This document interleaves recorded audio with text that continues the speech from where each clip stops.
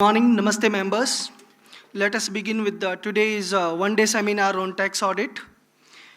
I request C.A. Manjunath M. Hallur, Chairman of Bangalore branch, to kindly escort the session speaker, C.A. Dr. N. Suresh sir, and welcome me with a floral bouquet.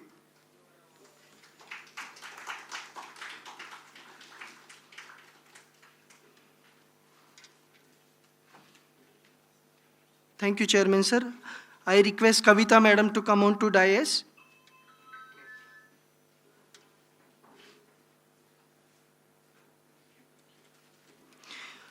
I request our chairman to kindly give welcome address.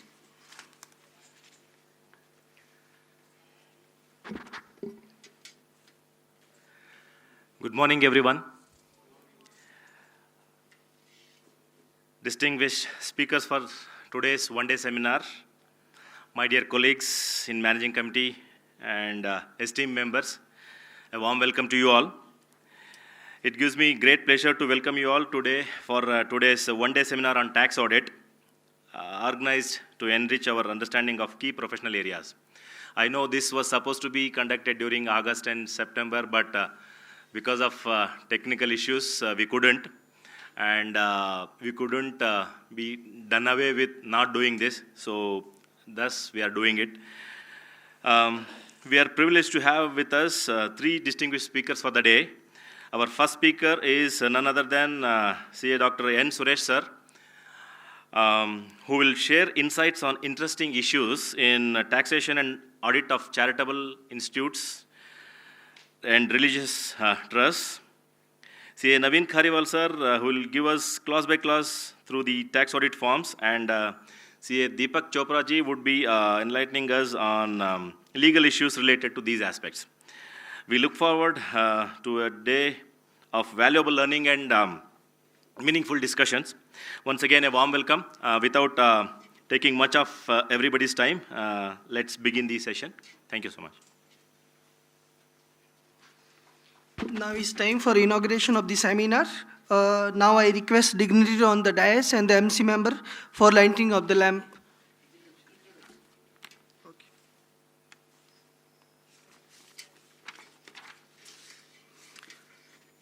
CA Dr. N. Suresh is a graduate in commerce from Bangalore University and a fellow member of Institute of Chartered Accountant of India. He did his PhD on the following subject: taxation, system and practice in India, NGOs, NPO, legal system and practice in India.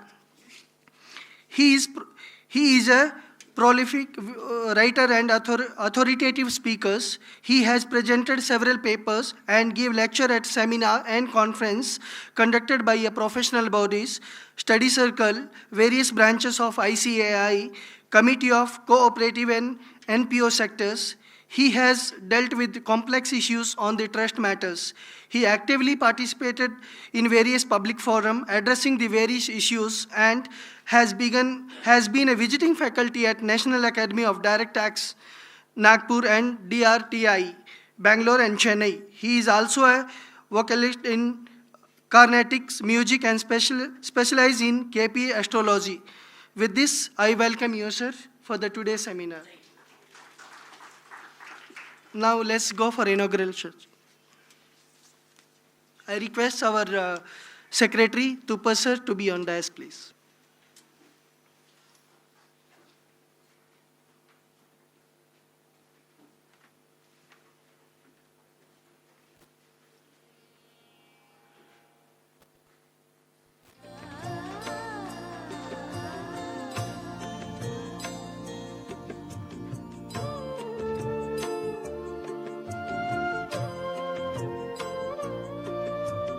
शुभं कुरुत्वं कल्याणम् आरोग्यं धनसम्पदः शुभं कुरुत्वं कल्याणम् आरोग्यं धनसम्पदः शत्रुबुद्धिविनाशाय दीपज्योतिर्नमोऽस्तु ते दीपज्योतिर्नमोऽस्तु ते शुभं कुरुत्वं कल्याणम्.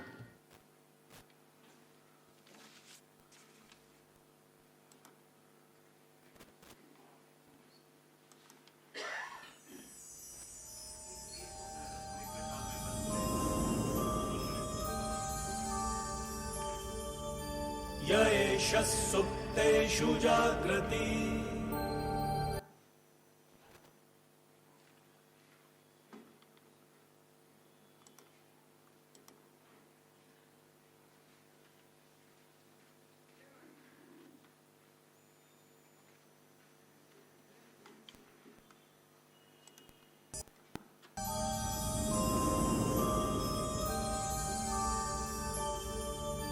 य एष सुप्तेषु जाग्रति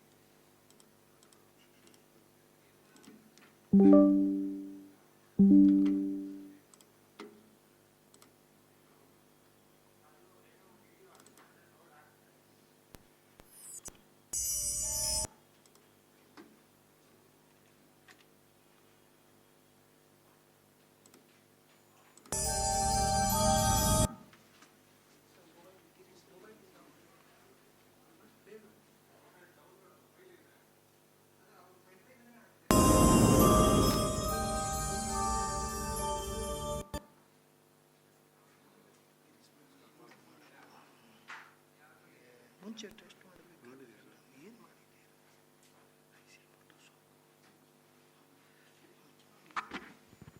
य एष सुप्तेषु जाग्रति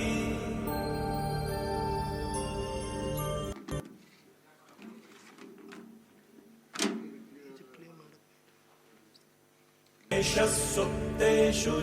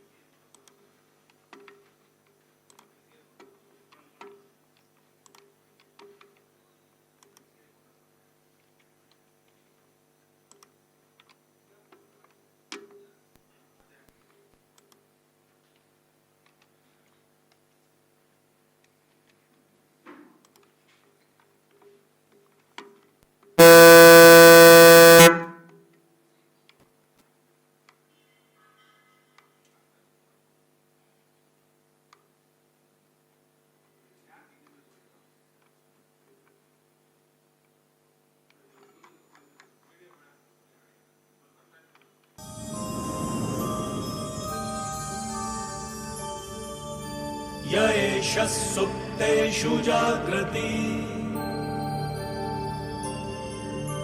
य एष सुप्तेषु जाग्रति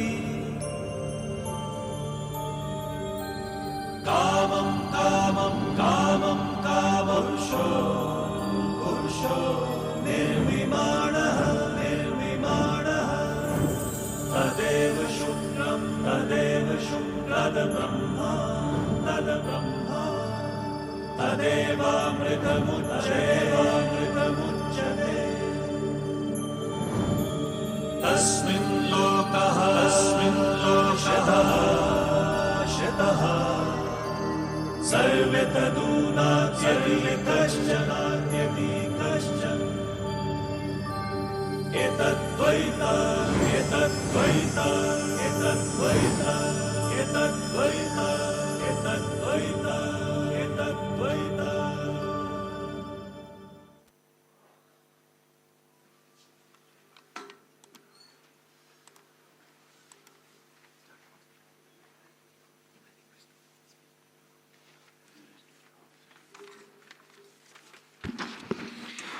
Now I request CA Dr. N. Suresh to kindly take over the session.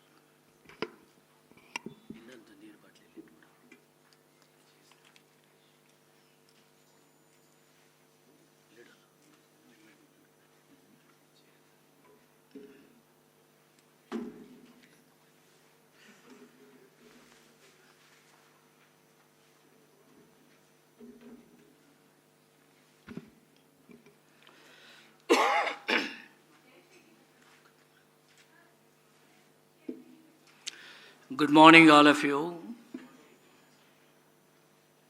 It's really a great pleasure to be here. One of the oldest institutions called the National College. During our studies, we used to interact, take blessings of Mr. H. Narasimha's photograph here, called Truthful Gandhian. So let me thank the organizers and the Honorable the Chairman having called me to take up today's talk. I thank all the organizers and committee members and Honorable Regional Council member too. So I thank all of you. The charitable trust or institutions, gaining so much of momentum in the recent time. At one point of time, it was in a great slumber. Even the commissioners were given an additional charge to handle the cases of charitable institutions. But in 2020, in the metropolitan cities, government has created a separate wing called an exemption wing. Director of Income Tax Exemption is called. In all the metropolitan cities they created. Because today you have about 50 lakhs institutions in India. And Bangalore alone that you may be having an average of 30,000 charitable or religious institutions in this Bangalore.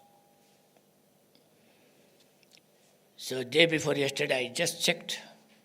There are 18,000 applications has been filed for Tollebe renewal in the second regime. Some more is expected to file it. So much of importance is attached to even for the registration, assessment of charitable trust or institutions. Therefore, when the Honorable Chairman called me, I said, okay, let us pick up some of the interesting issues. So,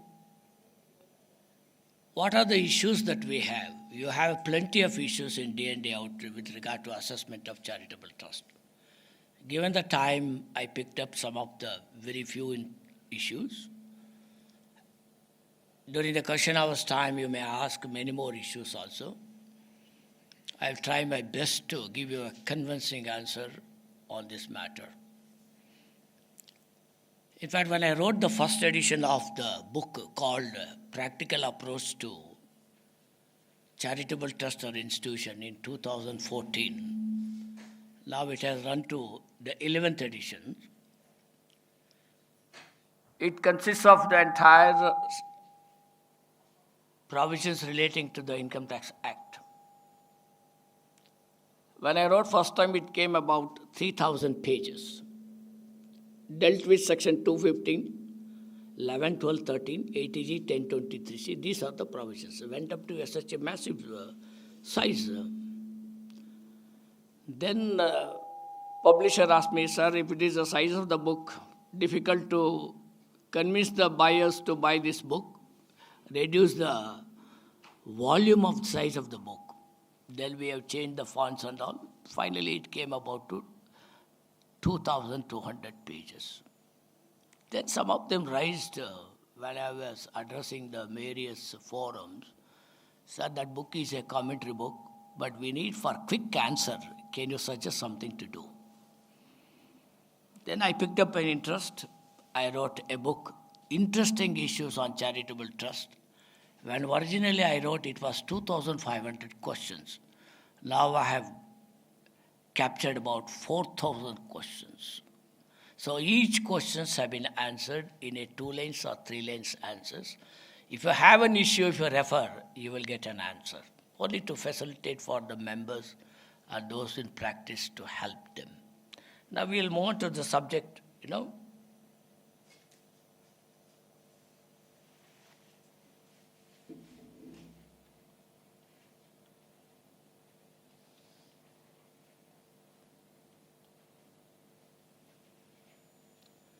think you ತಪ್ಪಾಗಿ ತೊಗೊಂಡಿರ್ತೀನಿ ನೋಡಿ, ಯಾವುದೋ ಬೇರೆ ಹಾಕ್ಬಿಟ್ಟಿದ್ದೀರ, ಇದೆಲ್ಲ ನೀವು ಕಳಿಸಿರೋದು ಬೇರೆ.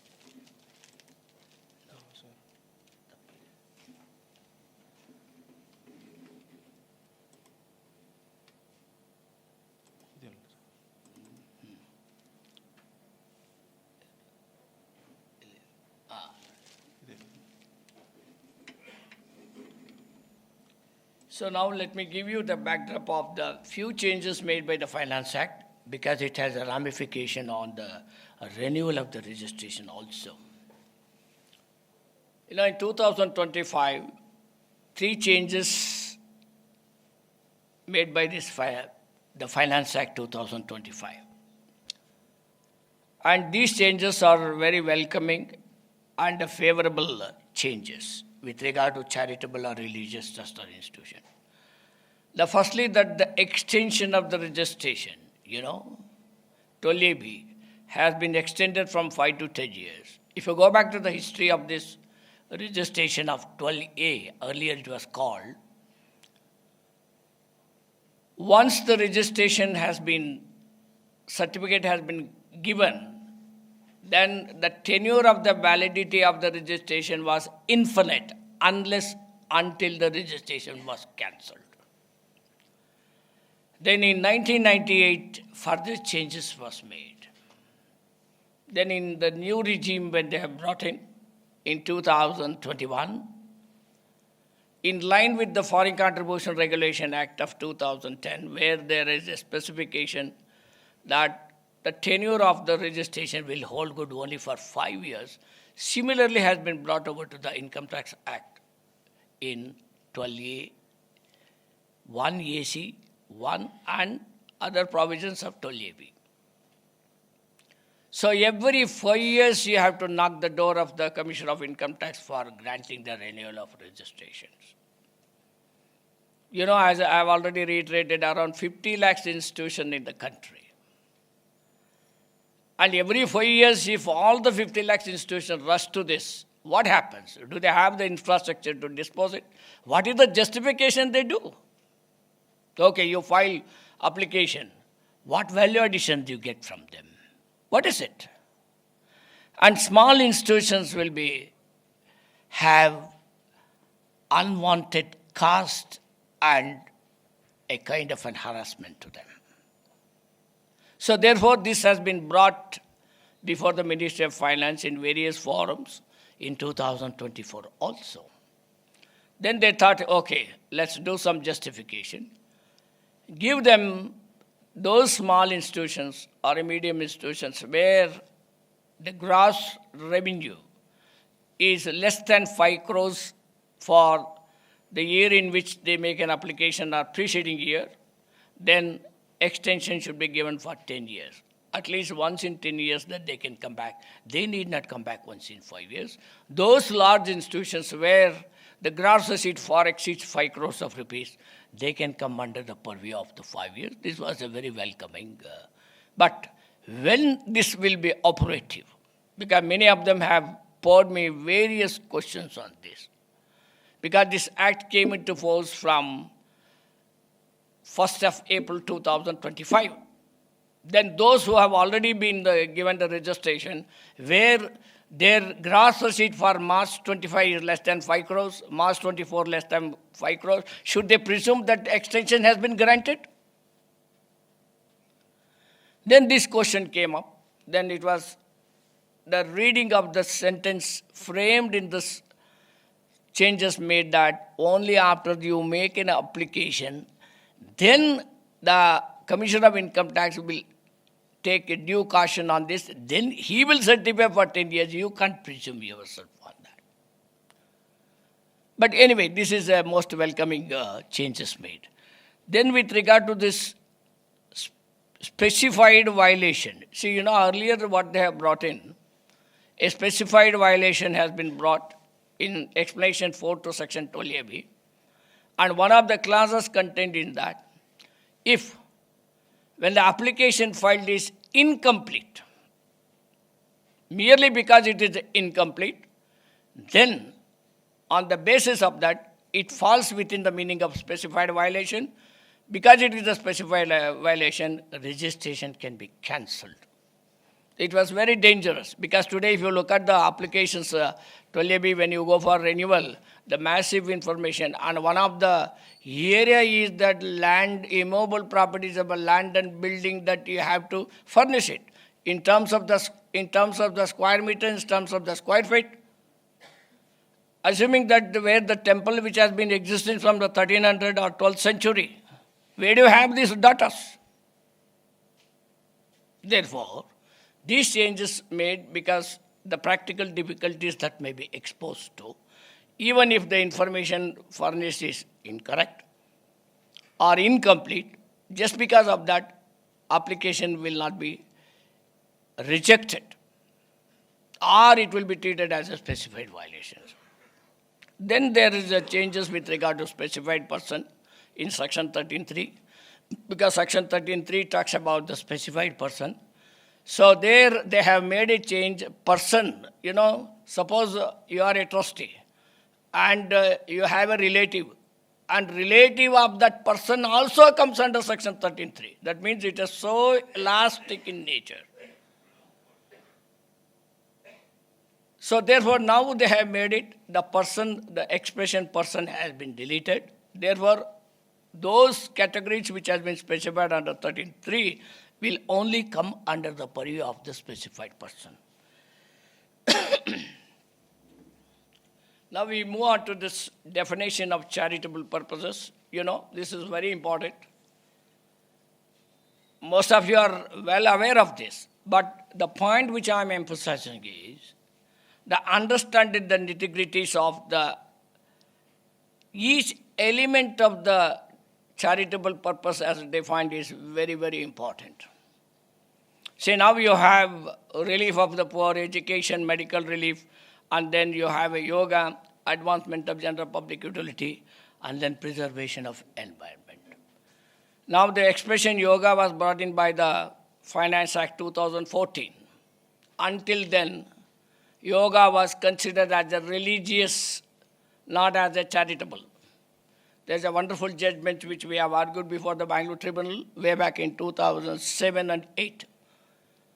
This is with regard to that, one of the institutions, National Institute of Vedic Science. So they pull out all the science aspects from the Veda and they teach on this. And one of them was also with regard to yoga. So when the application was filed for seeking the registration, commissioner said, yoga, this is a religious, we don't grant the charitable nature. Then this was challenged before the tribunal. So the point which was emphasized before the tribunal was, during the curriculum of all our studies in the school, we have had a period called the physical training. What is physical training? So yoga is much broader than the physical training, because physical training confines to only certain segment where you do exercises or you will be trained, but yoga is a much broader. It is not only that physical strength of the person, even the mental strength will be augmented on that. So therefore, there was a wrong judgment of the Mumbai High Court in Rajneesh Foundation's case, where they said that meditation and all that was considered as a religious. On the basis of that, they used to treat as a religious institution. After this judgment came from the Bangalore Tribunal, this was not contested in the High Court. As a result, that became a final, which is binding on all the in Karnataka. Then, taking this clue of that, in 2014, amendment was made. Yoga has been brought as a separate limb of the charitable purposes. Now, you have an advancement of general public utility. Now, because these elements are the limbs of the charitable purposes, they overlap. You can't definitely say this is for the relief of the poor, this is an education, or this is a medical relief, or this is a advancement of general. They overlap somewhere out there. Suppose a rich man meets an accident on the road. You take him to the hospital, give a treatment. One of the NGO takes him to the hospital and gives the treatment. Is it a medical relief or is it a advancement of general public utility? So it falls under the both. Just because he is a rich man doesn't mean that he is outside the purview of the charitable. Because at that point of time, he needs a relief. And the relief was granted. Therefore, it's called the medical relief. Likewise, when the downtrodden people goes to the school, is it a relief of the poor or is it education? So they fall, overlap each other. But understanding of this is very important. I will give you one example. Now, advancement of general public utility, where they have brought the proviso also. Because the proviso, they says, if the trust or institution engages in trade, business, commerce, or rendering of services, then if it far exceeds 20%, then that object is not called as a charitable object, you will be brought to tax. So there is always tendency of the department to say, your object is falling under the advancement of general public utility. Take example, one of the very interesting case came from the Mangalore. That one of the institutions is an NGO, it's a society, it is an NGO. They borrow money from the public institutions and lend it to the downtrodden people, like vegetable vendors and flower sellers and all that. And they collect every day from them.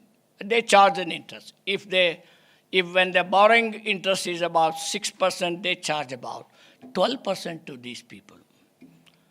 So income tax officer took the view, you have engaged in business and this is falling under the advancement of general public utility, your activity, and you have engaged in a business called money lending business. Because of the money lending business, you are not entitled to claim an exemption under section 1112 of the Act. So this has been precipitated before the Honorable Tribunal. In the tribunal, the stand which was placed was, in the normal circumstances, poor people won't get loans. I said, I give them the loan not based on their security, not based on their earnings. I give them the loan, only facilitate them and to improve the life of the people, not to as an advancement of public utility. It is for the relief of the poor because they are a downtrodden people where the section of the society is neglected. Even the banking or the finance institution won't lend money the way as they need it. So therefore, and we don't insist even the security or a guarantee from them. Therefore, this is called a relief of the poor and not as an advancement of general public utility. As a result, when we have argued as a relief of the poor, proviso to section 215 will not apply. Then it comes whether section 1148. So therefore, understanding which category of the limbs that you fall is the most crucial.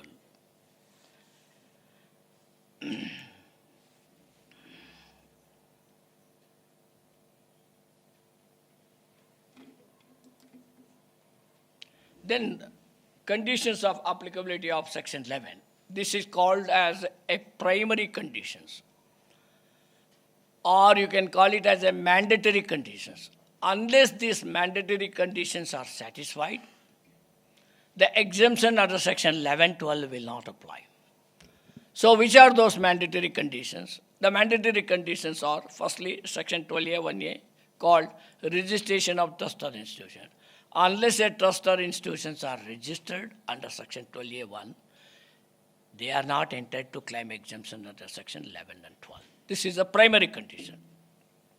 Second is modification of the object. If you make any changes in the objects, there is a requirement within 30 days you have to file afresh an application before the Commissioner of Income Tax, and then case will be heard to check whether the modification object what you did, whether it falls within the test of the charitable purposes, based on which registration will be granted. But it is a mandatory requirement. If you do not apply within 30 days, if it is not condoned by the Commissioner of Income Tax, then you are not entitled for an exemption at all. The third condition, maintenance of books of account. Because, this is an amendment which came from our book.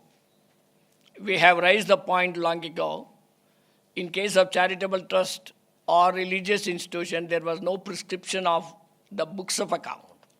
Because Section 44AA of the Income Tax Act, which prescribes the books of account, deals only in case of business or profession. There is no iota of reference with regard to charitable trust. So we have left a gap saying that income tax has not prescribed the books of account to be maintained for charitable trust or institution. And this has been taken up by the Finance Act 2022. They have brought what are the books to be maintained, how to maintain the books. Then third is with regard to audit of accounts. Of course, audit of accounts has been there for a long time. When the income exceeds the maximum amount not chargeable to tax, there is a mandatory requirement for the audit. Then furnishing the return of income. At one point in time, furnishing of the return of income, even if there is a failure or delay in filing the return of income, exemptions were not denied. But in 2017 Finance Act, which came into force from the assessment year 18-19, there is a reference of mandatory requirement. Unless you file the return of income within the specified due date, then exemption will not be granted under Section 11 and 12 of the Act. Then we have raised a few issues before the Central Board of Direct Taxes, saying that even in case of the business or a profession, if there is a failure to file the return of income specified date, there is a provision, inbuilt provision to file it belatedly. But in case of charitable institution, this belated filing return of income provisions has not been brought in. Then they made an amendment in 2024. Filing of return of income belated options are also available for charitable institutions. Now, 12AB registration, I think most of you must have already in the process, or they would have already applied for the renewal of registration. I'm not going into the deep of those registration aspect, only one or two issues that will be rising. The first is with regard to whether for seeking the registration under Section 12AB, whether formal deed of trust is a mandatory requirement or not. Should you have a trust deed before you? In the absence of the trust deed, what happens? Whether your registration will be refused? This is a very interesting issue. You know, in the same locality that you have mutt called Sri Vyasaraj Mutt, maybe about 3 minutes walk away distance from this place. It's called a Vyasaraj Mutt. This must, Vyasaraja was the minister of the kingdom of Krishnadevaraya. And it is the Vyasaraja who gave Dikshe to the Saint Purandardasa. And this is the Vyasaraja who gave Dikshe to Saint Kanakadasa. He has developed many temples in this country, particularly in Karnataka, Andhra Pradesh, and Tamil Nadu, and parts of Maharashtra. In 1996, public petition was filed saying that the pontiffs were misusing the funds of the mutt, therefore government should take over the mutt. Then in 2011, Karnataka High Court has passed an order directing the Karnataka government to appoint an administrator to run this mutt. And one of the retired chief secretary, Mr. Jairaj, was appointed as an administrator by the Karnataka government. And Chief Justice of the Supreme Court, Mr. Venkatachalaya, was appointed as the chairman, separate committee for that. So in 2012, they took over, and then they looked at the income tax records. They did not find any 12A registration for them. Neither 12A nor 1023C. So they were shocked. Then they immediately rushed to the commissioner. They filed an application to grant the registration.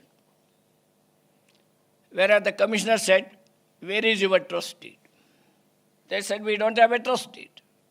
Because during the regime in the 14th century, Vyasraja never anticipated to develop a written document called a trust deed. Just because the trust deed was not there, he has refused to grant the registration and brought them to tax on that. Then in the meantime, there are luminaries who have suggested them, you constitute another trust so that without the trust deed you will not get an exemption. So that was the point where I was called by the Jairaj and Venkatacharya to discuss this matter. So when I went there, they suggested me that they wanted to constitute another trust for the purpose of this.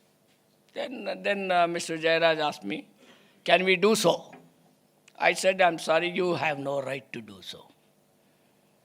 Then he got upset because I was a chief secretary, such a powerful person. You tells me that I don't have a power. I said, you don't have a power to constitute another trust and alienate the property from the existing to the trust. You have no right. You are only been appointed as an administrator, mind you, not to transfer. You don't have right, nor the committee has got any right. Then after that I left it. Then the next day I got again a called me. Then I spoke to them. What is the issue you have? They said because of the absence of the trust deed, the commissioner is not granting the registration. Then I said, commissioner is wrong. You challenge it. Why you wanted to amend the entire constitution itself? There's nothing wrong. Then they said, you please handle before the tribunal. I said, yes, all right. We filed an application before the tribunal, appealed, and in the appeal, 2-3 hearings happened. In the final hearing, the judicial member asked me, your argument is fantastic, but tell me under the law, in the absence of the deed of trust, how I can grant the registration? You prove me under the law. Your argument is fine, but I want to know under the law, where it is said in the absence of the trust deed, I can grant the registration. So it was a very challenging one. Then I said, I have no difficulty. I refer to section 12A1. There they have used the word, two important words that they have used. Created or established. This is the word they have used. Because the customary practices in India, if you go back to the 9th and 10th century, most of the trust was created, even temples came into existence orally. So these customary practices has been brought in the statute book also, even under the Income Tax Act. Because they have brought it, they have used the word created or established. So established means when you have an instrument in writing, it is said to be established. For example, Section 8 company, you can't say I created. You say I have established because you have a memorandum of articles of association and you have an incorporation certificate. This is established. Society, it is established. Whereas in case of trust, it may be either oral or maybe instrument in writing. If it is oral, it is called created, not established. So therefore, law recognizes that even the trust which has been created orally, still they are entitled for registration under section 12A, they are entitled for exemption under section 11 and 12 of the Act.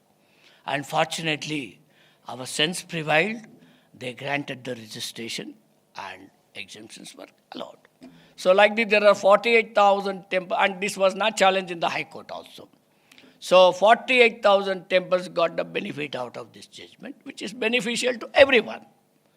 So those in the absence of the trust deed, don't take that, yes, you are not entitled to. You are entitled to. You have to prove that, yes, I am engaged in charitable aspects, prove from your activities, prove from your bank statement, more than enough for that. So then the another question is with regard to, this is the most dangerous, the second aspect. So once when you make an application before the commissioner, while granting the registration, Commissioner must satisfy that you have carried the genuine activities. So what is genuine activities? Where it is defined. So what is the genuine activity? See, now I think you must have already filed in the process that you will be asked, what are your activities? And you have to prove that you have engaged in the genuine activity. What is genuine activity?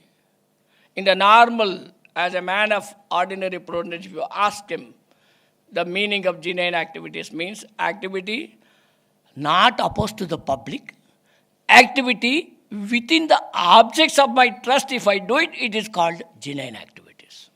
So you have set the object, and in pursuance of the object, you carry an activity. That itself called genuine activities. Now, whether carrying of activities is a must, here again, at one point of time, the moment you file, say you constitute a trust today, tomorrow you can make an application. There's no bar for seeking the 12AB registration. You can go for that.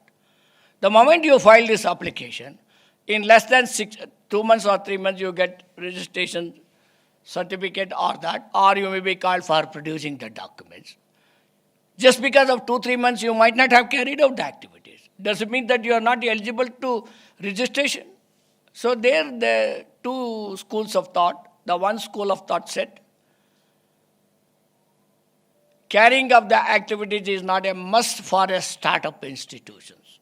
Startup trust or institutions, even if they do not carry an activity, still they are entitled for registration and they can claim an exemption.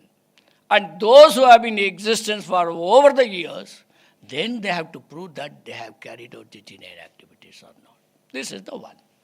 Then what happened in 2023, some amendments were made in section 12A, 12A1AC, 6 they have brought in, not commence, and after the commence words they have used it.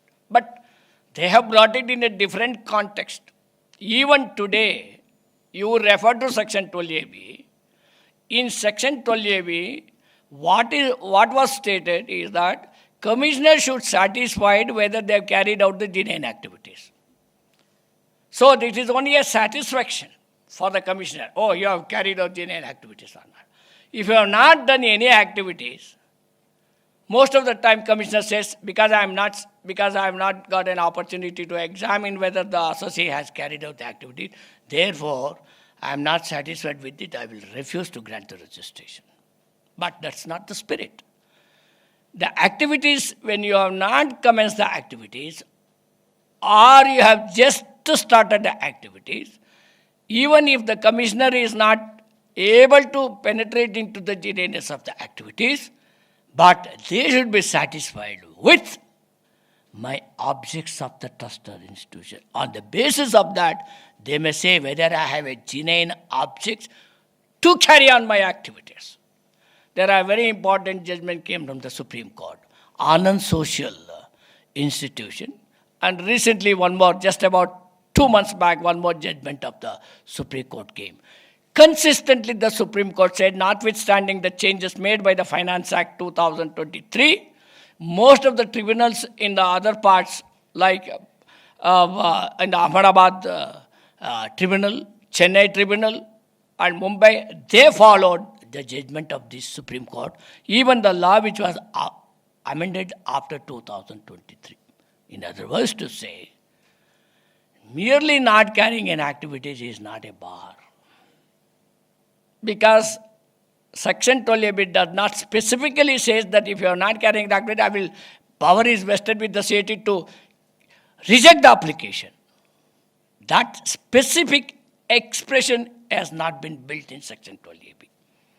Then another requirement is complaints of such requirement of any other law for the time being in force by the trust or institution as are material for the purposes of achieving the object. This is the most dangerous one. The intention was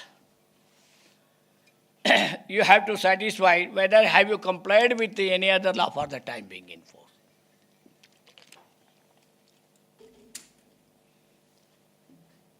Now, which are the enactment or the act that you have to comply?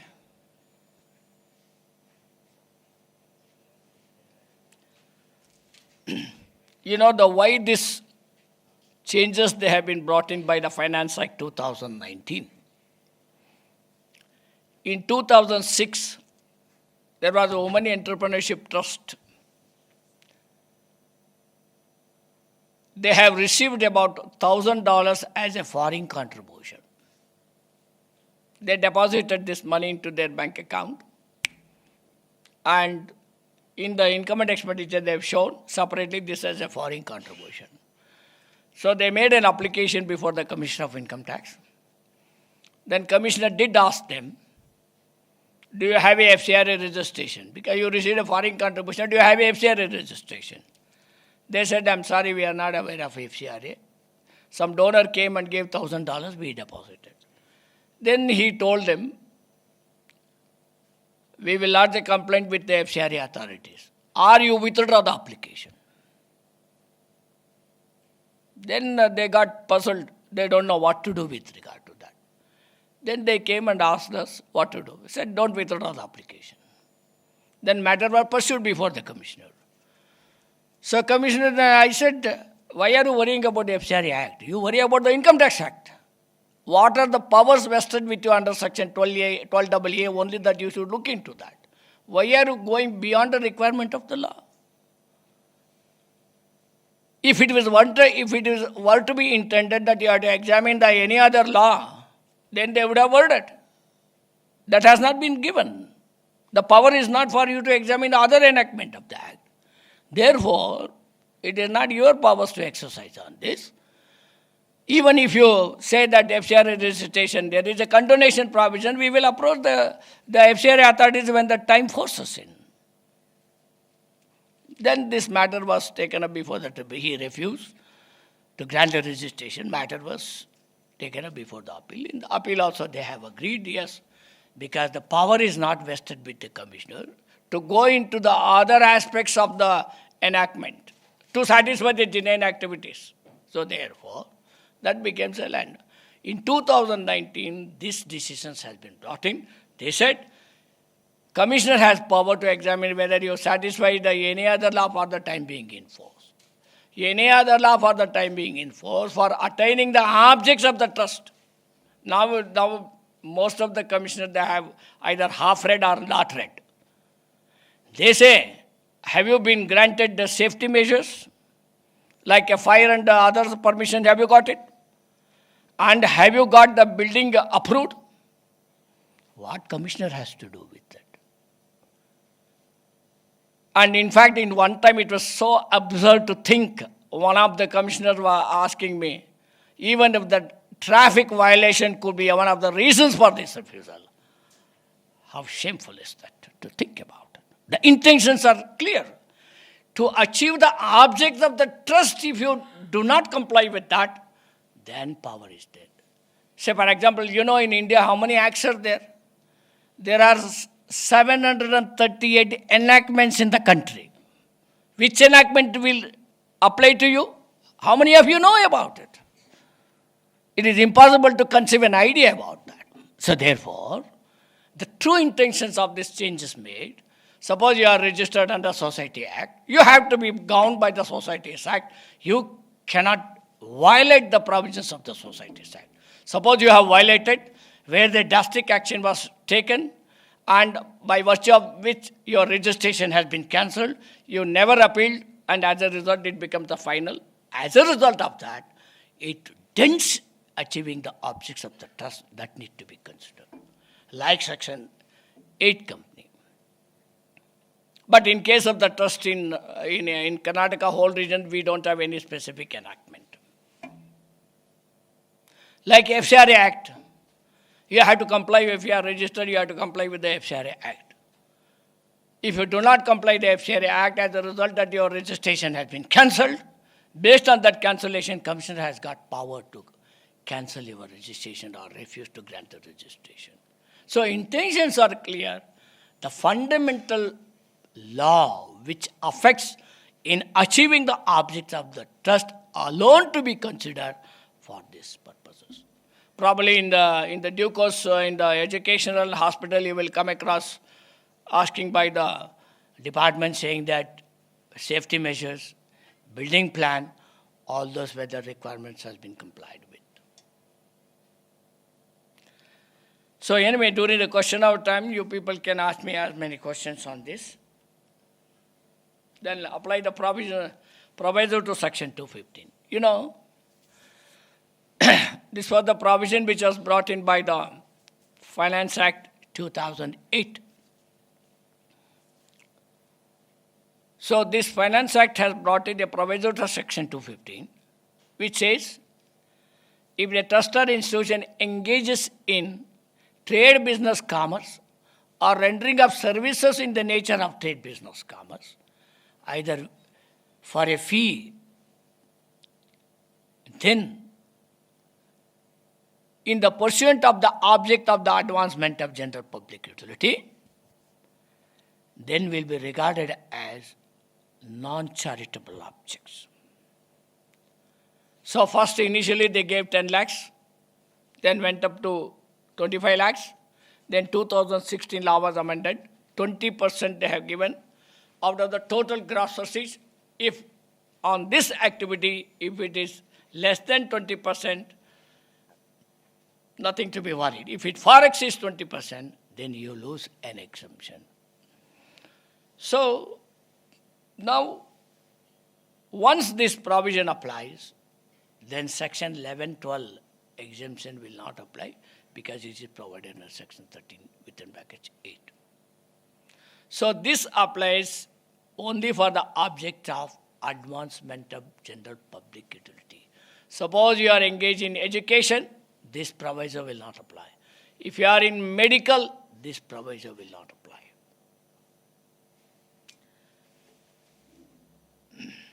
So now there is a judgment came from the Supreme Court in Ahmedabad Urban Development Corporations. There was a marathon cases in this regard. There are as many as 12 judgments of the Supreme Court. And one of the judgment is a constitutional bench was heard. Way back in 1971, Constitution bench was constituted. In additional CET was the Art Silk Manufacturing Association. It was reported in 121 ITR. There, the issue came. When the trusted institution engages in business, should exemption be forfeited or exemption should not be granted? Then the Supreme Court, the constitutional bench said, merely that they have engaged in business does not mean that exemption should not be given. First, you have to analyze what are my dominant object, what is my auxiliary object. Suppose in the pursuit of achieving the main object, if I do auxiliary object, and auxiliary object were to be a business in nature, in spite of that, you don't lose an exemption to be granted. So this is how that constitutional bench case, and we were applying these decisions throughout in India on that. Then in 2022, the October 17, the judgment of the Supreme Court came in Ahmedabad Association case. In that Ahmedabad Association, because they said, the earlier, because there is a change in the language used by the Finance Act 2008. What it was before is entirely different language, and after 2008, the language used in the proviso is entirely different. Therefore, the old decisions, including the constitution decisions, will not apply. Now it is very clear, as long as the trusted institution in the advancement of general public, if they engage in any business, a kind of a business, then you are trapped under the proviso. So there they said, firstly, when a trusted institution engages in business services in the nature of trade, business, commerce, it applies. Secondly, consideration is assess or fees or other consideration. So there should be consideration. And the thirdly, there is a markup of profit over the cost. Suppose 100 rupees is my cost. I have added 20 rupees, 120 is my selling price. Then you are trapped here. And fourthly, if the overall receipt exceeds the quantified limit of 20% over the gross receipt, then such circumstances proviso will apply. Now, when this proviso will not apply? When the trust institution is not engaged in any business or service in the nature of trade. That means you are not engaged in advancement of general public utility and you are not engaged in business services, this will be applied. Then when the consideration received in the form of cess or fee or other consideration is equal to the cost, 100 rupees I have, 100 rupees are received, this will not apply. When activity in the nature of trade business is less than 20%, then this will not apply. So those who are pursuing the advancement of general public utility must be careful. They have to look at the decisions of the Supreme Court, a very, very far-reaching impact that you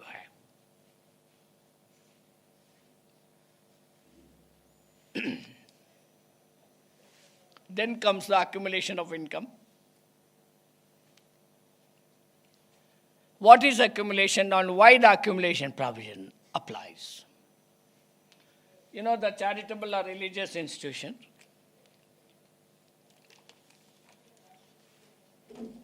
they are under the mandatory requirement to spend at least 85% of the income. If they do not apply 85% of the income, two options that they have. The first option is accumulate the income. In order to accumulate the income, under section 11 subsection 2, read with rule 17A, the rules has been framed and you have to comply with the requirement of the rules. The second option is just pay the taxes. When you engage in charitable object, why should you pay taxes? You can accumulate the income. That means you have to comply with the requirement of section 11 to read with rule 17A. So rule 17A prescribes you have to file form number 10. If you look at the form number 10, you have to furnish the object that you are accumulating. How much is the income, percentage to the income that you have to specify. And you have to specify the object for which you are accumulating. Thirdly, that accumulation cannot exceed beyond 5 years. Only 5 years or less than 5 years, this can be accumulated. And fourthly, that amount which you have accumulated should be invested in a mode as specified in section 11(5) of the Income Tax Act. So on the basis of this, you can make an application. And it is called a deemed application, not an application, called deemed application. Controversial issue came up while filing form number 10. How many objects that you can mention? There is a wonderful judgment of the Calcutta High Court. With due respect, I never accepted this decision. In the Calcutta High Court, what had happened? J.K. Singhania trust case. It's very important. They filed form number 10. Probably one of the junior of the auditor office has been asked to fill up the object. They have brought all the objects as contained in the deed of trust. 30 numbers were there. And they filed form number 10. Then commissioner were looking at this objects, he said, you are not supposed to bring all the objects that are contained in the deed of trust. Only singular object is allowed. Those which you could not complete during the previous year, only that you have to bring it there because you brought all the objects. Plurality of objects is not allowed. Therefore, exemption will not be granted. very painful, has been brought to tax. This was challenged before the Calcutta High Court. With due respect to the Calcutta High Court, they have accepted the plea of the department, brought them to tax. Whether singular or plural object, what makes the difference? As long as those objects are contained in the deed of trust. Then the trend started by the various high courts. They're saying that plurality of objects is accepted, not necessarily singular object. You can bring any number of objects because it's a prerogative of the Board of Trustees to decide what object is money to be spent. You cannot restrain them from doing that. So plurality of objects has come. So this is the very gray area. When you go for accumulation in the scrutiny cases comes, they will harp on this and you should be very specific. No ambiguity should be there. If there is an ambiguity, they contest that there is no specification of object. In one of the cases, they filed form number 10. In the object column, they said, for the objects of the trust, they filed it. They did not specify 1, 2, 3 for the objects of the trust.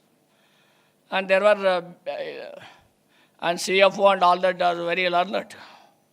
They are so experienced. All the whole team of the finance was so professional. But they were trapped in Form 10. So they said it is for the objects of the trust. And the assessing officer scrutiny said, there is no specification, you are not entitled for exemption. So this matter was taken up. Even CIT appeal also, he was blurred, he did not understand, finally went to the tribunal. So in the tribunal, I placed the argument. What is the meaning of for the objects of the trust?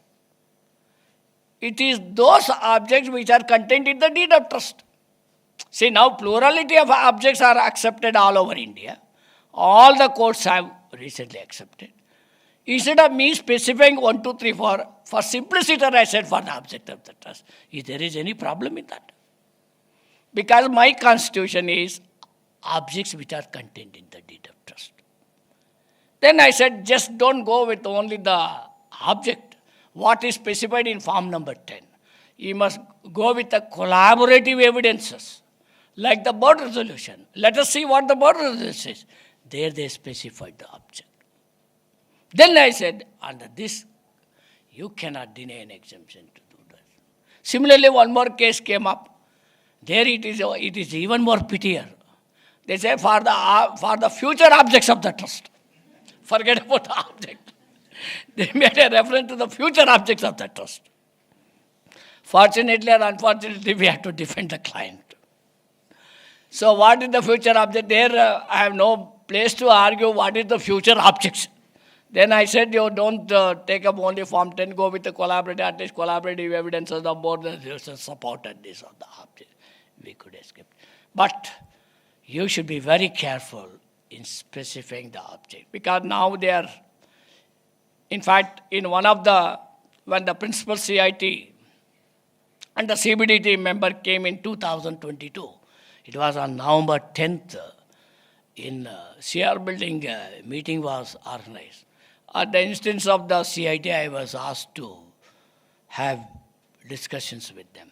There I have suggested, why separate form number 10 that you are prescribing? Can it not be brought over in the return of income itself?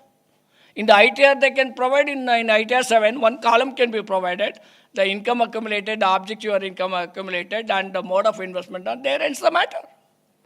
Why separate form to be filed? So they have gently noted, but nothing happened. The reason is, in 2017, 21,600 crores were collected because you have accumulated 5 years, you never spent this money. So there is a tendency to ignore the amount you accumulated, which can be brought to tax on that.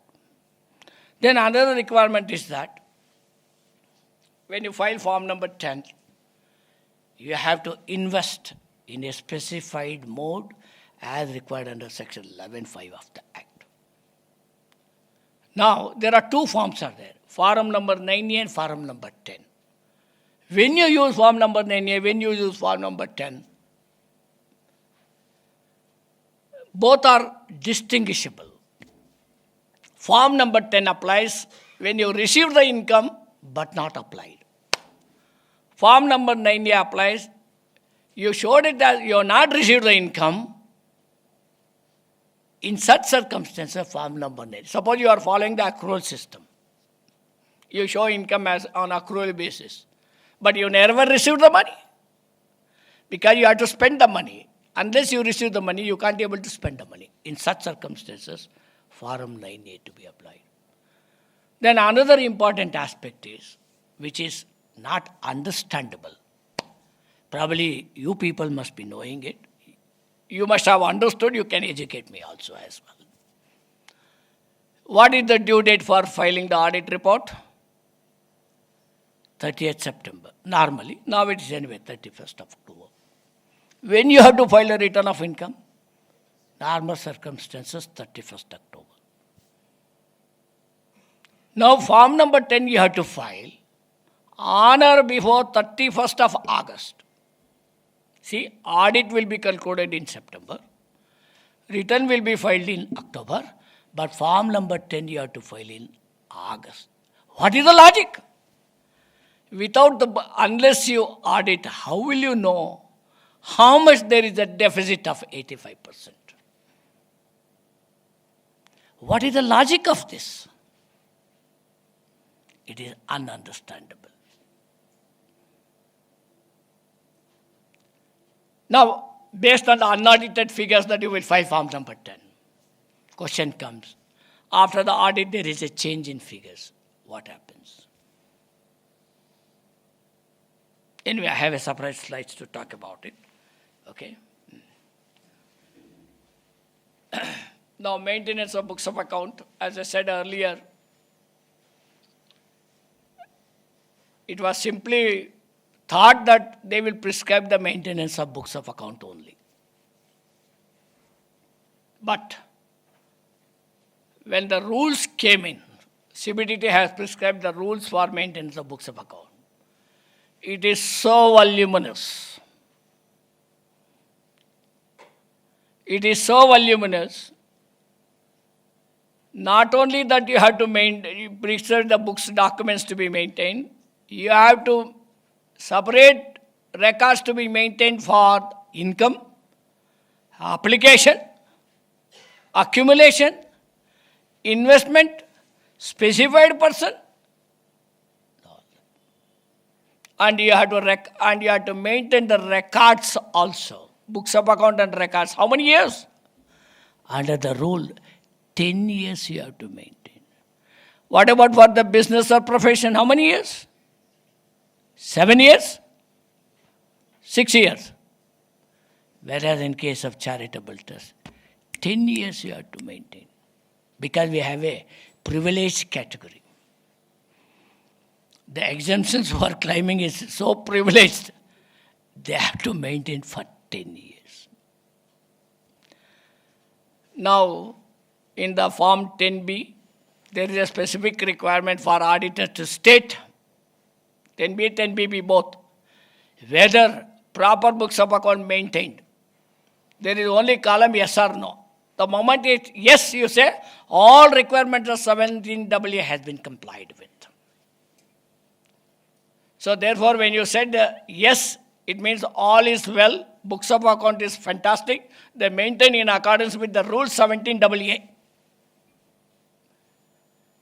But in case any search or seizures happens, it's a very precarious one. So therefore, you must inform the auditors to maintain the books accordingly. At least records has to be maintained. Investment maintain one separate records. And then income accumulated, you maintain separate records.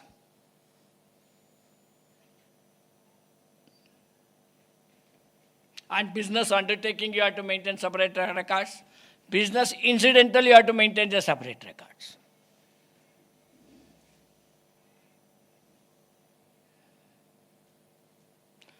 Then audit is required. Once the moment that you maintain a good books of account, you will follow with the audit of accounts. There is a specific required in 12A1B. When the income exceeds the maximum amount not chargeable to tax, then that is with reference to gross asset. If your gross asset exceeds the maximum amount not chargeable to tax, you are under obligation to maintain. Your audit to be auditors or chartered accountant to audit the books of account as per the explanation 288 of the IT Act. So then, maximum amount not chargeable to tax means the individual rate of exemption, whatever prevailing, will apply here. If the income crosses beyond 5 crores, 10B will apply. Less than 5 crores, 10BB applies as per rule 16CC. Suppose you have audit report, you have got the audit done, but not filed the audit report. There are two situations. One is audit never done, audit done on time, but audit report was not uploaded. Two important things. Because overwhelming majority in Bangalore tribunal, which we have argued, interestingly, if you have done the audit within the specified time, non-submission or uploading the audit report is not a fatal. Because most of the courts took the view, submitting the audit report is only a directory in nature but not as a mandatory requirement. Audit is mandatory requirement. Uploading of the audit report is only a directory in nature, not a mandatory requirement. As a result, if you have completed the audit within the specified time, merely non-uploading the audit report is not a fatal to claim an exemptions on this. Overwhelming majority of the cases, I think in Bangalore tribunal at least 99% they have taken the view, it is only a directory in nature, not as a mandatory requirement.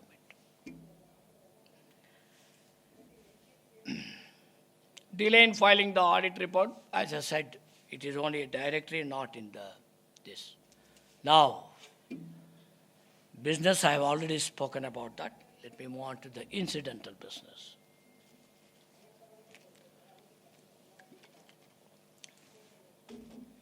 This is one of the gray area that you will come across. Business incidental is a very catch point.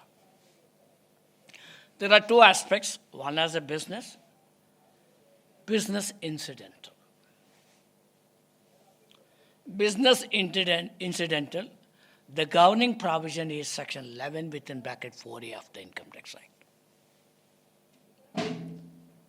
Question is whether charitable institution can engage us in business.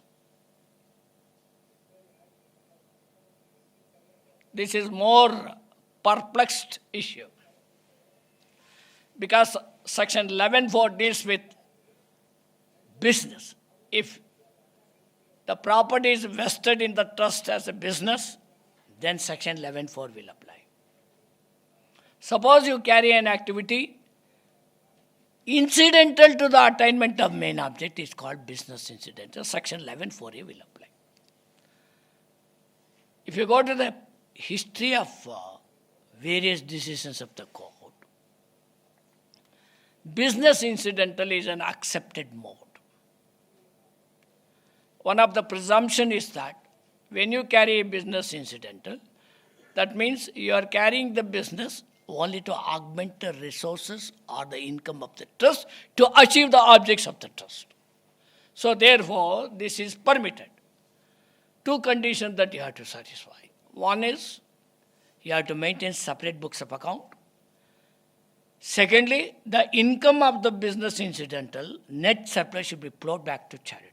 If you satisfy these two conditions, you are entitled for an exemption. Question is, what is the meaning of business incidental? In fact, when I wrote a commentary book in the first edition, to my limited knowledge, I brought the meaning and definition of business incidental. But most of our friends were very were not very happy with that. Because department used to take my book and say, author has said like this, we follow this, and they have brought them to taxes and all that. So most of the CSO or my friends, they say, why did you brought this chapter there itself? Anyway, what to do? Then in October 22nd of 2022, judgment came. Supreme Court judgment, wonderful judgment. New Noble Education Society.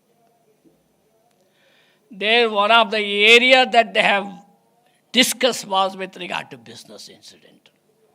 What I said in my original thinking in the book was, to say business incidental, there must be cohesiveness or a nexus between the activity and the objects of the trust. So when there is a link between these two, then I would say this is incidental. If there is no link between these, then it is called business, not as an incidental. Now the Supreme Court affirmed this view. They have clearly brought out, yes, the same principle saying that to say business incidental, there must be nexus between the activities and your main object. There must be cohesiveness and nexus between these. If it exists, then it is called business incidental. Then you are entitled to claim exemption under Section 11(4)(a) of the Act. So do not get confused with proviso to Section 215. Proviso to 215 will apply exclusively on the advancement of general public utility object. But 11(4)(a) applies universally for all the objects as you can define in Section 215 of the Act. So voluntary contributions, there are three types of voluntary contributions. The first, simply a voluntary contribution. The second category is called voluntary contribution with specific directions. This is also commonly called as a corpus donations. So corpus donation assumes the character when there is a direction from the donor to hold it towards the corpus. So when you hold it when there is a direction to hold it towards the corpus, then it is called a corpus donation. So when you reflect in your financial statement as a corpus donation, at one point of time, the corpus donation was never treated as an income. Then Taxation Laws Amendment of 1987, which came into force from 1/4/1989, in the definition of income in Section 224(2)(a), they brought voluntary contribution as an income. So when they said voluntary contribution, that includes corpus donation also. So that will be treated as income in the first place. Then specific provision brought in Section 11(1)(d), you can claim an exemption. So when you claim an exemption, it is the tendency of the department to ask whether you have a directions from the donor. So directions you have to satisfy to say this is a corpus donation. Now additional condition they brought in by the Finance Act 2000. Now law was changed. 21 law was changed. Again substituted 22. Again 23. Now corpus donation should remain invested in a specified mode under Section 11(5). That means you cannot use the money of corpus money. If you use this corpus money for furtherance of the objects of the trust, then the amount which you have utilized will be subtracted from your application of income, subtracted from expenses. When you put back this money again, not exceeding 5 years, then you can claim again an exemption on that. And the third condition is, when you use this money, corpus is used for furtherance of that, there should be no violation of the provisions of the income tax with regard to TDS and with regard to the cash payment as contained in Section 48(3) and all that. If you satisfy that, then you are entitled to claim an exemption. Now, they insist directions from the donor. Whether direction should be in writing or can be oral. Suppose in the rural segment and all that, you will see a lot of donations coming in. They are not so educated to give a written document. Then what happens? Interestingly, one of the case came up in Sri Ramakrishna Sevashrama Trust case. Very interesting one. This institution launched a drinking water facility project because in the Anandpur district, acute shortage of water and diseases were spreading. Even the government could not do much about that. So they took voluntarily to provide a drinking water facility to the district of the Anandpur district. So they have huge money came in. They have a 2 separate bank account. One regular bank account or other is for a drinking water facility bank account. They put the money. So the auditor has reflected this drinking water facility as a separate line item in the liability side of the balance sheet. The additional commissioner who was monitoring the case, in the course of the scrutiny, he said, "What is this drinking water?" They said, "This is the fund received." He said, "It is a corpus fund nature, we received it and it was shown." Then he asked, "Where is the direction from the donor?" There was no directions. Because people came, said, "Yes, take this money." They put it in the bank. Then he, in the absence of a direction from the donor, he has treated as a voluntary contribution and brought them to taxes on this. Huge amount was taxes. That time itself it was 1,260 crores. So then this matter was challenged, finally came before the Karnataka High Court. The Karnataka High Court, speaking through Justice N. Kumar, our learned friend's father's close friend, wonderful judgment. The audacity and the guts of the judge to be appreciated all time. He asked the standing counsel of the department, "You are canvassing that we have to give a direction from the donor. Please show me under the provision where it is mentioned." Then he looked at the act, there is no mention. Then why are you presuming that it should be only a written direction? Because in the country, oral trusts are prevalent all over from 10th century. You can't insist that. Therefore, in such circumstances, you have to study the conduct of the person. Here they opened a separate drinking water facility and the money was deposited. It's not there for you. Therefore, on the basis of that, it was treated as a corpus. Exemption was granted. At least he should have been satisfied and left off. Then judge went on saying that you made people to suffer for last 8 years for want of water. Therefore, he levied 1 lakh penalty to the commissioner to pay from his salary. Of course, the judgment should be like that. The rationality should be like that. So now, but we advise that you make a written direction only. Of course, these decisions we have applied in various cases. And even Bangalore Tribunal, they have accepted these decisions and they followed these decisions also. Then come back the anonymous donation, Anonymous donation section 115 BBC. Just I will share you the backdrop of anonymous donation. Why this anonymous donation came into statute book. In 1971, the Government of India constituted a Direct Taxes Inquiry Committee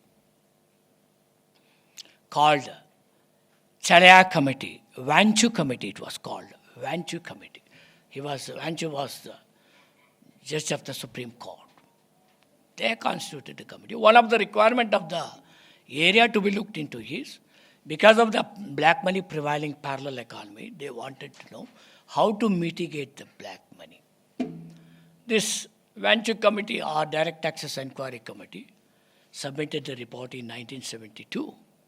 They suggested most of the black money is prevailing through the trust, charitable trust or religious trust. Because in the charitable trust there is a donation of 1 crore. From whom they have received? No details. So therefore they said, black money is prevailing here. Then they suggested you tax them at 65% then rate. Then this matter was discussed in the Lok Sabha. Silently Lok Sabha, they said, let us put before the select committee. Select committee sat for 6 months. Finally they came back. Anyway, charitable institutions has to spend 85%. Whether the black or not, what is the problem? They will spend 85%. It is only the tax department will review that. Therefore, they have put back to the back burner and closed it. In 2006, when Union Minister Mr. Chidamahir resurfaced this and brought as an anonymous donation and suggested, if the identity of the donor is not established, tax them at 30% after giving basic exemption of 1 lakh or 5% of the contributions that received. Then only 2 categories is exempted. Religious institutions were exempted. As a result, hundi collection collected is exempted. And charitable and religious institutions were exempted from the operation of anonymous donation.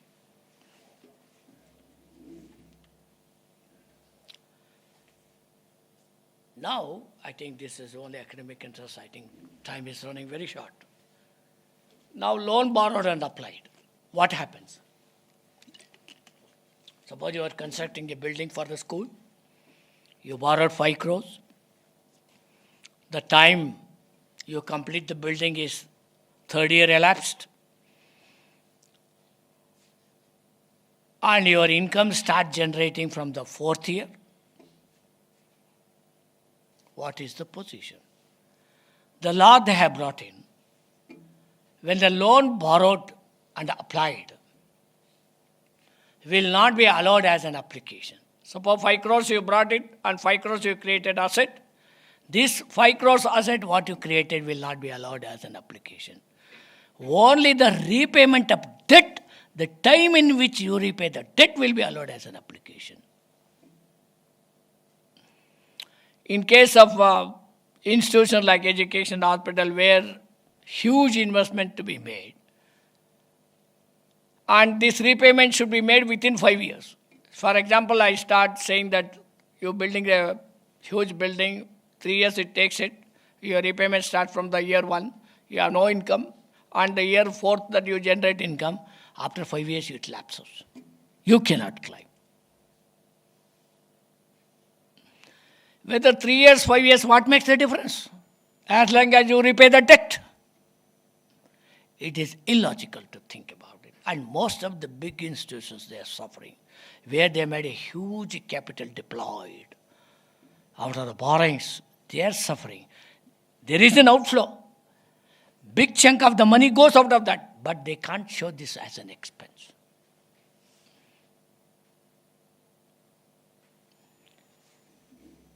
Then you have investment, one of the interesting issues. My question is, suppose you make an investment in gold, diamond, silver. Whether you satisfy the test of investment in section 11.5. Before that, I will give you one live case. One of the auditors of the very rich temple in the country called me from Ahmedabad. One of the devotee has given diamond crown to the goddesses. Value was estimated about 20 crores. So he called me to know, he wanted to treat it as a corpus donation, to take our view whether it's right or wrong. So when he called me, I said, you want to treat corpus, give me reasons why you want to treat this as a corpus donation. Then he has given me an answer, because the donor has instructed only to this goddesses. Therefore, there is a direction we want to treat as a corpus donation. Then I told him, if you treat this as a corpus donation, you know what happens. You go back to section 11.5, because corpus donation should be invested in a mode and form as specified in 11.5. In 11.5, diamond, gold, silver is not identified as a specified mode. As a result, whatever you treat this as a corpus donation will be brought to tax. Assure them you pay 33% of tax on that. Then what is the way out? The way out is simple. You take that as a voluntary contribution in kind. When you treat this as a voluntary contribution in kind, you will be reflecting as an income and you will be reflecting as application in the form of asset. Both neutralizes. There is a circular issued by the Central Board of Direct Taxes way back in 1990. The treatment, even the valuation, they said, whatever the value as available can be adopted and exemption applies on that. Okay? So now, suppose the temples, most of them we are very common, the temple that they buy a gold. Even in form number 10, they apply that purchase of gold. Whether exemption to be denied? Because gold is not in the specified mode or form in 11.5. Recent judgment came from the Punjab and Haryana High Court saying that, and Gujarat High Court also, for a religious institutions, gold and silver is a basic necessity.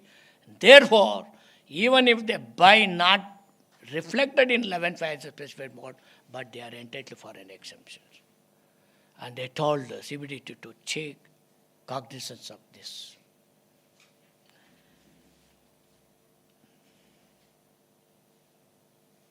Now, education, new novel education said, there is another judgment of the Supreme Court, where there is a business incidental. I have spoken to you a little earlier. Now, in case of hospital or educational institutions, I think most of you are aware, in the educational institutions, you get a school fees, you get a uniform fees, you get a book fees, transport, canteen and all that. What do you treat? They give you one receipt called admission and school fees and everything. Is it correct? Now the position has been changed after the judgment of the Supreme Court. All these fees, it is falling in line of business and it is called business incidental. So if you are collecting the fees, uniform fees, if you are collecting school fees is exempted under section, the respective sections, because school fees is a basic falling under the education. Whereas you are collecting the uniform fees, textbook fees, canteen, etc., transport fees and all, it is called business incidental. Separate books have to be maintained under section 11.4a. If you do not maintain separate books, you may be show cost and it will be brought to tax on that. Non-maintenance of the separate books of account, you will lose an exemption on that. So therefore, advise your auditors or the clients to maintain separate books of account. Because this judgment is getting digested by the department in future, these issues will resurface again. Hospital institutions. Now hospital institutions also, you run a pharmacy. What happens to the pharmacy? Whether running the pharmacy is a business incidental or a business, or what is it? Interestingly, that question came up. All of you are aware there is a Chinmaya Mission Hospital on the Indranagar. It's about 350 bed hospital. They had small pharmacy. The genius assessing officer asked them, you are running a pharmacy, you are selling the medicine at the MRP rate. That means you are doing a business. Then he asked, do you maintain separate books? They said, no, we have integrated only that we have a separate ledger for purchase of medicines and sale that we have separate. not separate books on that. So on the plea of that, exemptions were not allowed. I think it was brought to tax about 12 to 14 crores in during that time. Assessment year 11, 12, 12, 13, same thing repeated. So question came up, whether to be argued, is this is a business incidental or what is the position of law? So this matter was taken up before the Honorable Tribunal. And in the tribunal I have argued,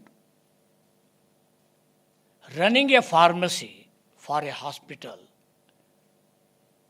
is neither a business nor a business incidental. Then judge asked me, how is it? Because what is my object? Object is medical relief. Without giving medicines, where is the relief? So therefore, my medical relief to meet the requirement of my object, I am selling these medicines to them. Therefore, neither I am falling under business nor business incident. It is only a facilitating to the patients. If I don't give the medicine, they would have dead and gone. Then I gave an example of the COVID time where we supplied oxygens. Just because I supply oxygen, you mean I'm doing a business? If I don't supply the oxygen, people would have died. You can't take a narrow thinking just because I have a hospital. So when I have a pharmacy in the hospital, it means exclusively for the patients. Then my opponent advocate said, public also can come and take. I said, yes, maybe. I can't say. But how much? First of all, who is interested to come to the hospital where the sick people are sitting there? Why public will come under sick hospital and then mix with them to buy the medicine? They have other alternative pharmacy also. Why should they come? Therefore, considering the total, then judge asked me, then in what context we have to use business?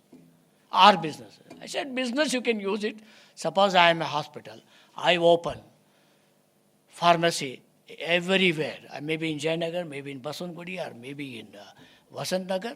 There my intention is to earn profit on that. But here, within the premises of the hospital, is only to subserving the patients, not for that. So this was well accepted, and they granted all the years exemptions, and the refund has been granted on that. Okay? But now, after the judgment of the Supreme Court, it looks that you have to maintain separate books on that. Now, specified violation, with this I will close. This is one of the very important aspect, friends, you have to look into. Until unless 2022, there was no specific provision. Only violation means section 13. So when section 13 applies, section 11, 12 will not apply. That was the beauty of that. First judgment came from the Mafatlal trust case of the Bombay High Court. They said when there is a violation, only to the extent of violation you tax them, but don't deny an exemption. Followed by the Karnataka High Court in Fox Muller's case. Then women and children hostel in the Madras High Court. So they said only to the extent of violation that you should tax them. Now, because earlier department used to take it argument, because of the expression, section 11 and 12 will not apply when section 13 applies. On the gross income, they were taxing at us. Suppose you have a gross income of 5 crores, net income is only 10 lakhs, they used to tax on the gross income. That was challenged. Now, to avoid this ambiguity, they brought a specified violation. Whenever there is a specified violation, this is brought in explanation 4 to section 12AB, different categories has been brought in. And if there is a specified violation of that, then not only you lose exemption, your registration can be cancelled with. It has a deterring effect. So there are 6 limbs have been brought in section 12AB4, and you should be very well aware of this one. First is, when the income derived from property held under wholly for charitable religious purposes has been applied other than the objects, you should be very careful. Even auditors in 10B, you have to state whether the application made for the objects of the trust, How do you ascertain this application is for the objects?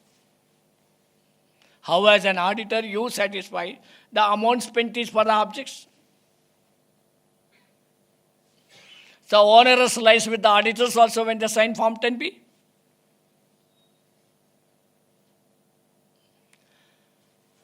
So therefore, we have suggested in the book, and I have suggested in many forms, take a letter from the management under which each category of the object that they have spent, they have to segregate it. And make sure with the sample checking whether this matches with the objects of the trust. Then match with your income and expenditure, whether the total is matches with this. And there is another column, utilizing or applying of the income for a different object you have to specify in Form 10B. So auditor has to rely upon the management certificate and then furnish on this. So suppose they spend money not for the objects of the trust, then it becomes a specified violation. As a result, you lose not only exemption, registration can be cancelled. Second category is institution has income from profits and gains of business which is not incidental. That means if you do a business not falling within the category of incidental business, it is a specified violation. Third is income applied for its income from property held under trust for private religious purposes does not inure for the benefit of public. That means the public do not get the benefit of the objects of your trust, then it is a specified violation. Then fourth is applied any income for the benefit of particular religious community or caste. Suppose you create for certain community-based or a caste-based, you are not entitled to. Then any activity which is not genuine or not carried with the conditions subject to which registration has been granted. That means if you look at the 12AB renewal registration, they put a conditions. These conditions have to be satisfied. If you do not satisfy the conditions, specified violation. And when the new regime came, when we got a registration approved, then they have mentioned sale of any immovable property, you have to take the permission from the Commissioner of Income Tax.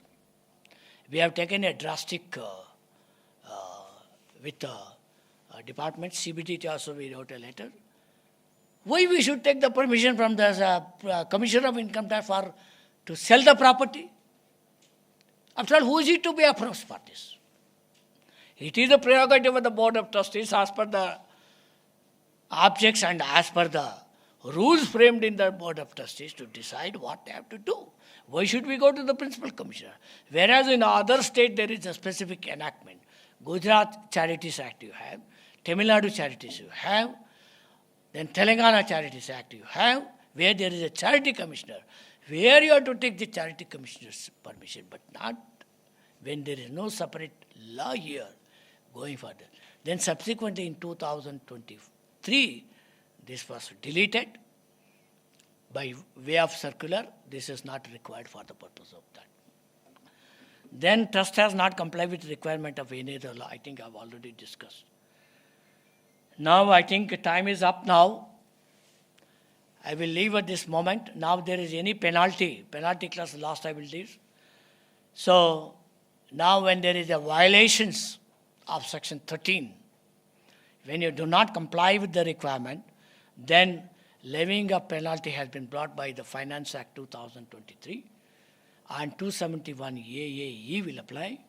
On first time committing an offence, 100% penalty of the amount, not the tax amount, of the amount that you violated. Second penalty is 200%.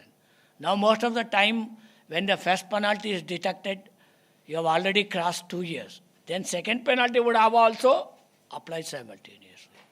So friends, I think with this, I will leave open for the question hours. If you have any questions, please let's know about it.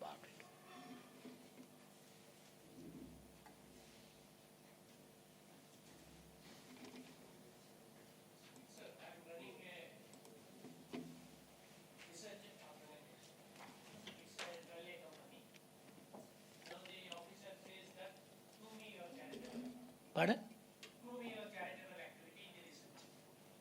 See, any research is that research for the common good of the people? So either you can say advancement of general public utility, or if the research is in applied science for the medical, it comes under medical relief. Any one of them. Definitely it is charitable. If it is, see, suppose you are doing a research for, in a specific for improving the education. No, necessarily, any one of them. See, ultimately it is for the benefit of the public at large. Secondly, either you choose as a education, if it is ultimately for improving the education, yes, then you have medical advancement. But definitely advancement in the public good, it will fall. See, now in Gujarat, one of our clients started artificial intelligence in education. So they do the AI in a very large scale, improving the education standard even for the students, even for the faculty and everything. It falls under the education.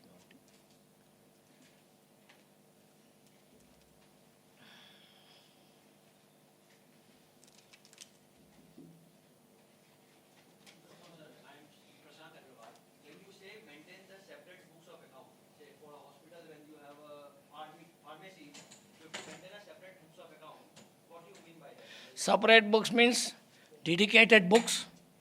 It is more preferable if you have a specific bank account also. So just like other books and this book.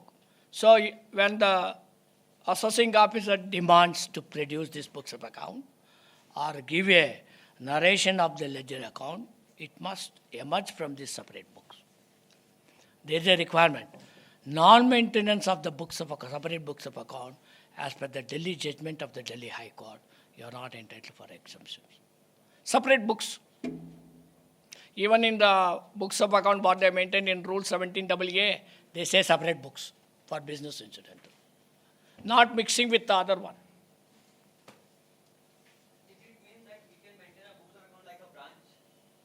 Yeah, of course. You can design the way that you want.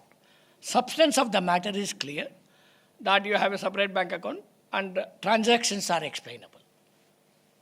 Transactions are explainable.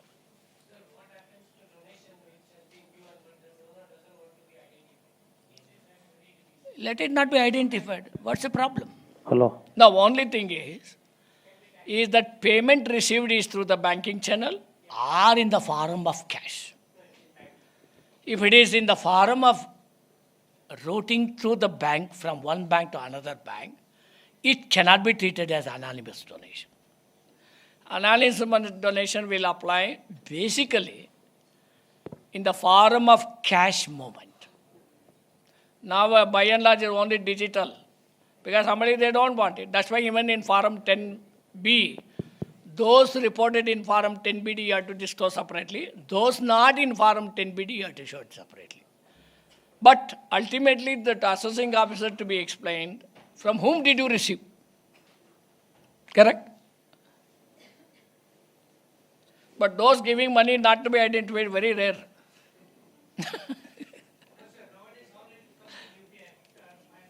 Now, that's most common. CC avenues we come, we get it. Difficult.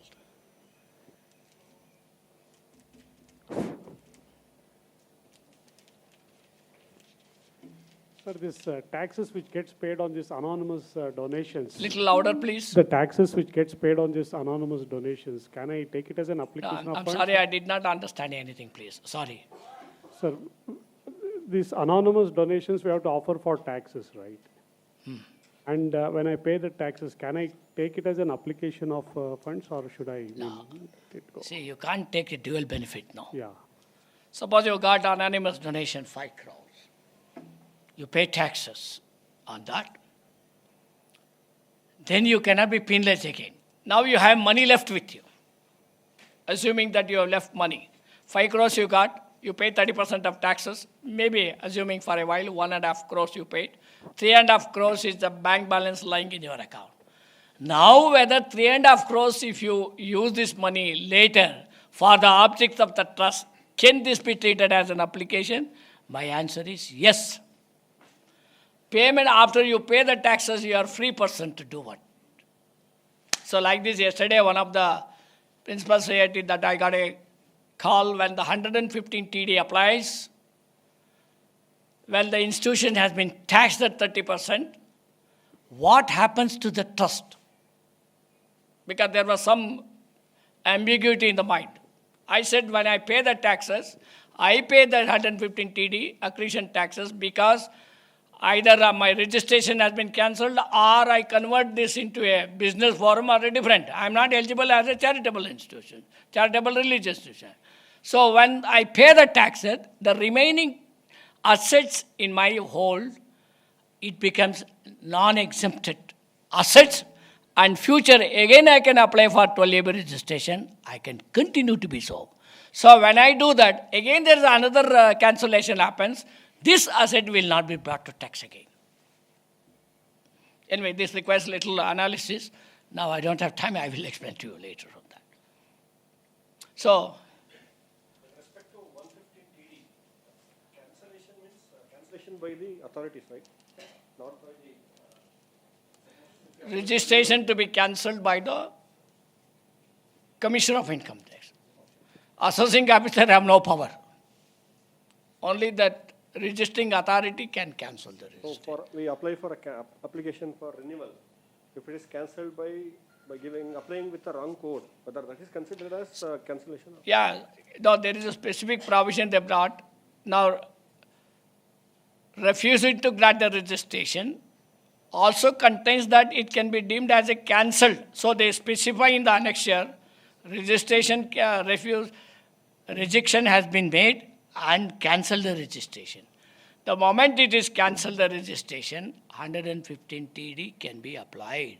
So therefore, immediately you have to challenge before the tribunal. During the interregnum period of the tribunal, you can hold them not to keep it under abeyance. Sir, the same question what he asked, we have applied for the tribunal. Now the order has not yet come. Now we have to file the return for 24-25. What was the consequences like? When did you file the application? We filed it 2 months back. See, you should have applied in June, no? The, See, you should also think, why you have to delay that? Why you have to wait for till September? no, actually they are, The earlier registration granted will hold good for the assessment year 26-27. That means before September 25, you have to apply. That validity will be there for the income of March 25. Nothing to be worried. but Only, for the period of 24-25 only the renewal was there, sir. It is applied in December 24. Then what happened? then they should have already been, should have been disposed. They have rejected, but under it is in the... But you have challenged it. Yes, we have challenged, it is under tribunal. We have applied for the stay order also, but we have not yet got the stay order. So you have to wait. So the Or notwithstanding, you should have applied one more application. Doesn't stop you. Because you should not take the risk. So for tribunal, again, they accept the department means you will lose. It will be brought to tax. You should have made another application. That is one of the benefits under the income tax. In the FCRA, you cannot do this. 6 months is the minimum time period you have to wait. Okay? But actually the tribunal person what he has... But normally tribunal will dispose less than 2 months, no? But not at disposed of. Oh. That is this thing which But case was heard? they have not yet heard, sir. We have submitted the details and we have... Actually the person who is there in the bench has suggested that you can file stating that it is under the tribunal and even if you not... You can, but in the return for in the income tax return, there is no scope for explaining all this. That is what I said. And also CPC already issued a notice because the registration has been cancelled. They are taxing on the gross income. Very pathetic. So as you said that applying the audit is only a mandatory thing, but the report is not mandatory. So without uploading the report, can we file? See, this is, you are taking a chance, not a rule.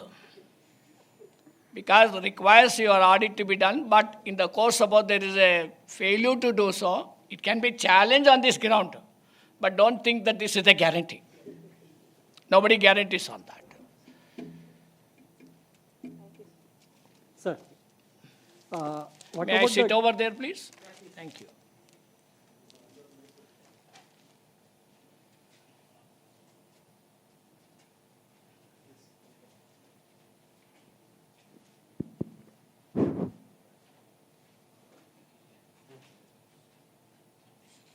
sir, what will be the tax treatment for donations received in kind by way of land or building? Very interesting question.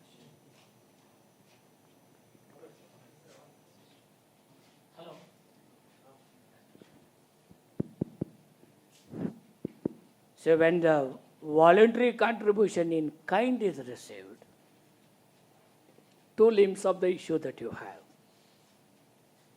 What is the value of this in kind? How much you have to reflect? 2 crore. Huh? 2 crore. No, assuming, but how did you come to that?